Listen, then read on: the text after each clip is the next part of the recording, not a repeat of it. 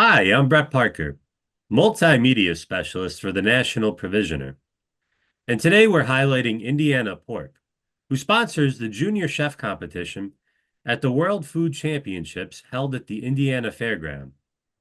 The competition sees teams provided a pork tenderloin from Indiana Pork and are given 90 minutes to prepare a dish that is healthy fresh. Here to discuss this is Jeanette Merritt, Director of Communications for Indiana Pork. Jeanette, thank you so much for joining us today. Thank you for having me. Could you tell us how Indiana Pork first came to sponsor the Junior Chef competition? So the Junior Chef Competition is part of a bigger event called the World Food Championships. And for the first time, Indianapolis was able to host the World Food Championships this year. The event had been held in places like Dallas and Orange County, and I mean, all over the country. But Indianapolis and the city worked hard to get the World Food Championships to Indianapolis, to the Indiana State Fairgrounds.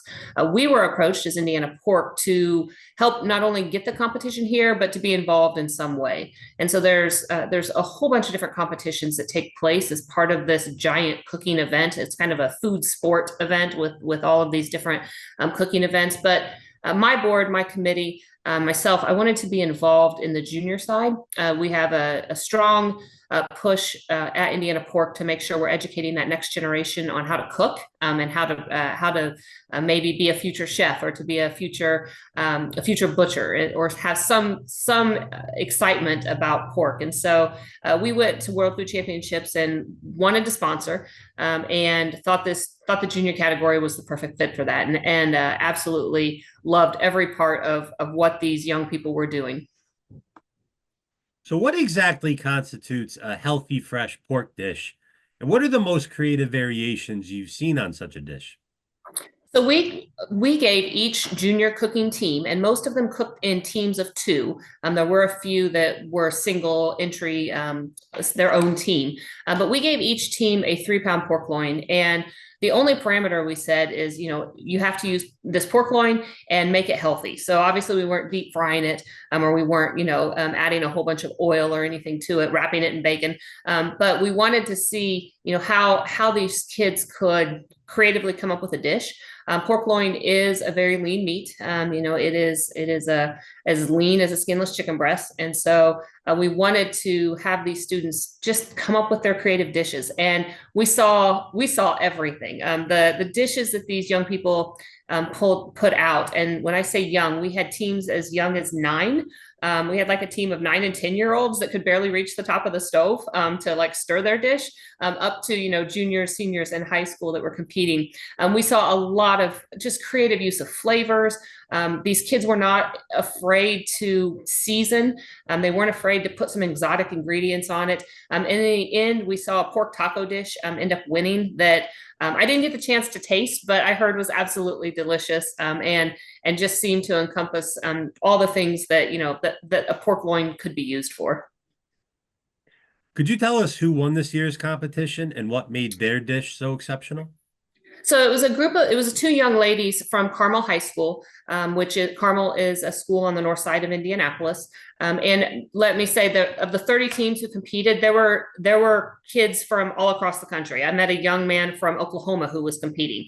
So it wasn't just Indiana teams. These were kids who had qualified to compete in this event from all over the country. But these 2 young ladies were from Carmel High School, and their dish, the judges said, just had so much flavor. It was such a creative use of the pork tenderloin. When I spoke to the girls after they got their check, one of the girls says this was a recipe that her family had kind of passed down. So her grandfather was originally from Mexico, and so this was a dish that kind of had a Mexican influence that had been passed down through some generations, and she had kind of added her own tweaks to it.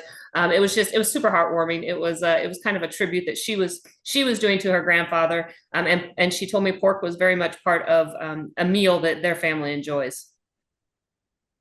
What is the most important lesson you hope participants take away from the competition in terms of meat production? I want, when we work with students, when we're working with young people, we're not only educating them about how to cook pork. Of course, we always talk proper cooking temperatures with every age group. I think the biggest thing pork struggles with when people cook pork is they completely overcook pork loin. They make it gray. They never want to eat it again because it didn't taste good.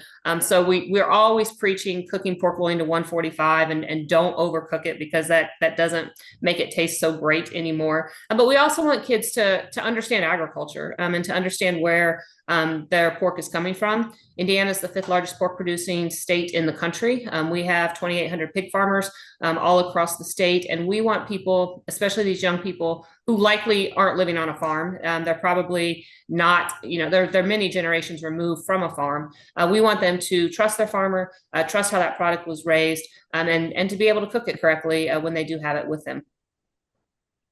This competition helps elevate the profile of pork in the culinary world. Are there unique things about pork specifically you hope consumers become more aware of? I think pork is a blank palette. So people always say they're cooking chicken because you can do anything with it. Pork is the same way. Pork, you can add so many different flavors. You can create it. You can make Italian. You can do Mexican. You can do barbecue. You can do all sorts of different things with a pork loin, with ground pork. We talk a lot about ground pork being interchangeable with other ground meat products. So I just think the product is so versatile and there's so many things you can do with it. We love our bacon, we love our hams and those products, but when you're looking at a pork shoulder, a pork loin, ground pork, it is a versatile product. It is something that you can pretty much throw anything on and it's going to turn out well and it's going to taste great and people's families will enjoy it. Fantastic. Well, that's all the time that we have for today. Jeanette Merritt of Indiana Pork, thank you so much for joining us today. We really appreciate it. My pleasure. Thank you. And thank you all for watching.